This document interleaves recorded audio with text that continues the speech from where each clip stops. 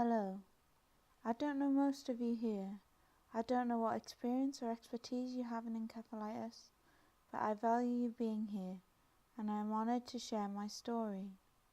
Encephalitis has interested or affected us all in some way, and not always for the better. As a brief introduction to myself, my name is Sarah Galloway. I'm 26 years old, from Newcastle, and I have anti-NMDAR encephalitis.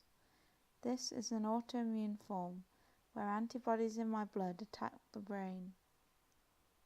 I could recite the summary of what happened to me as I have learnt it, dates, names and details, but that is a script, not my real story. Instead, I want you to see through the lens of my broken brain, snapshots into the reality of battling encephalitis. It all started at home. In late 2013, I found myself in a strange new world, a terrifying and ridiculous place where time and reality seemed to bend, where I screamed in terror, thinking that disaster was coming, that I would stab my parents or had to kill myself, where I floated like a ghost in a dark dream of impulse and insanity, drifting naked, head shaved round the house, or running shoeless in the streets. My mind seemed to work on a different plane, and all that I thought I knew to be true was shaken and broken. But this was only the beginning, the explosive starting gun in a marathon that has lasted 4 years of my life, with no certain sign of a finish line. I remember waking up, hairless and shoeless, on a consultation floor, like awakening from a disturbing dream. I felt a sleepy euphoria, probably drug-induced, that quickly faded into horror. This had been no nightmare. Snatches of memories I may never fully retrieve flashed through my mind. A few hours, and lots of confusing conversations later, and I was in a small cell-like room. On first glance it was perfectly normal looking, almost like my room at Oxford where I had been studying before the summer. But something was slightly off. There was a square, shuttered pane of glass in my door. The wardrobe had a slanted top. When I sat on the bed, it squeaked like the mats at a soft play area. I looked at my dad and talked lucidly for the first time in days, but it would not and did not last. I have become accustomed to the uncomfortable safety and sadness of psychiatric wards, the silence and sudden screams. After 3 weeks under section, I went home, an empty shell of who I had been before. This would be one of many admissions. The weeks and months following are painful to recall. I struggled to piece together where it had all gone wrong, always asking the questions, but when, and why, and what next? These are questions we have found some answers to, but it was not a direct road to diagnosis. By my 23rd birthday, I had taken a nearly lethal overdose, been tested for everything under the sun, and was being treated for bipolar disorder. It was shortly after that I agreed to take part in a research trial that would literally save my life and solve the mystery that nagged my every moment, the why. The what next has been the constant question. I have battled my way through many treatments, including 2 types of chemotherapy, countless pills, countless hours of sitting hooked up to a drip watching Holmes under the hammer, so much waiting and hoping, and so little or short-lived responses. My relapses into psychosis are frequent and unpredictable. My memory and concentration are impaired, and I find it hard to do or feel like doing simple tasks.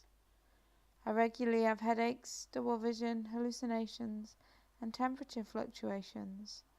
I sleep a lot. I become easily anxious or overstimulated.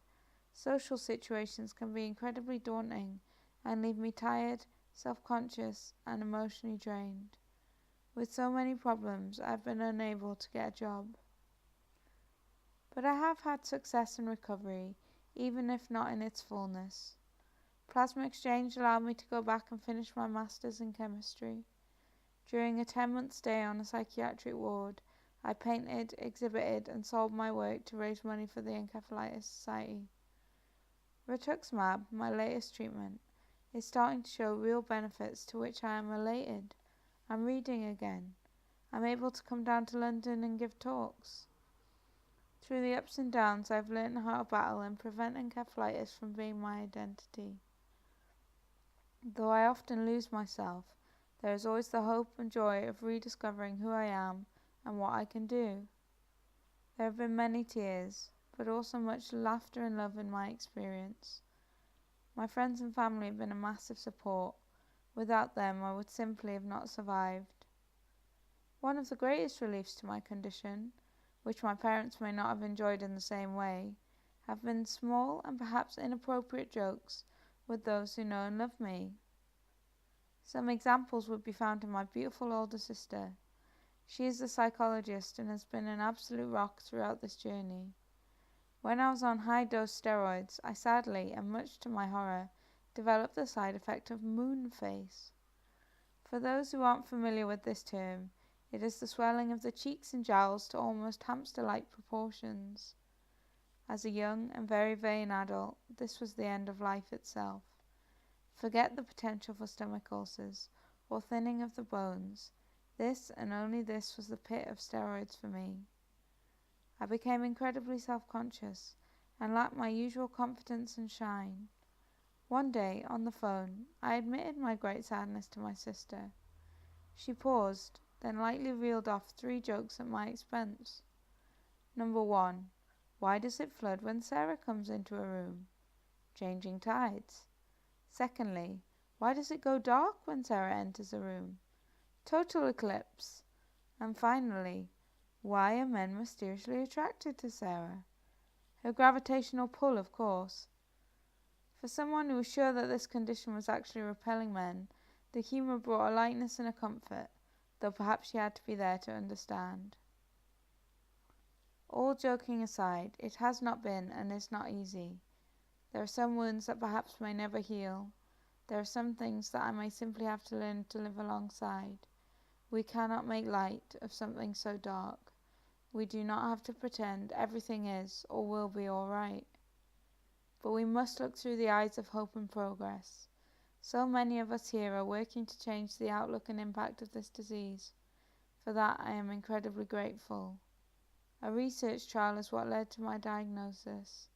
I cannot imagine what my life would have been like if I continued to be treated for the wrong disorder. I would not be standing here, or potentially anywhere. I woke once again from a nightmare. Different time, different hospital. This time last year, in ICU. It took longer to recover consciousness. My brother and his wife were there. They looked white and weary and very, very sad. I coughed and gagged on a plastic tube that extended down my throat. Sleeping and waking were both uncomfortable and confusing. I vaguely remember being washed in my bed by a nurse before I eventually managed to hold on to reality more stably. I did not remember taking an overdose at home 2 days before. I did not remember slurring down the phone to my sister as she happened to call in time when an ambulance never materialized, nor my brother, alerted by my sister, arriving to find me passed out in the hall. My spontaneous self-harm has been a symptom that has been hardest to live alongside. I have overdosed on several occasions, tried to hang myself, slit my wrists, suffocate myself or electrocute myself. There have been some close calls. I bear the physical and emotional scars of these actions, even if there is no premeditation to them. The guilt of what I have done to my family and to myself, what I am still doing, is unbearable at times. But again, we have seen growth after the fire. Perhaps my life does not look as I expected or imagined, but it is still thriving and active. I am still here. I have made huge steps into my recovery and am hopeful for its completion. I wish the same for others here. In conclusion, I can only describe encephalitis as a thief. It has stolen a lot from me. But that has only raised the value of what I have left. It has made me reassess what I count as important in life. I am perhaps not stronger, but I am still strong. I have not won this war, but I am still winning battles. We can do it. Together. we can beat this. Thank you.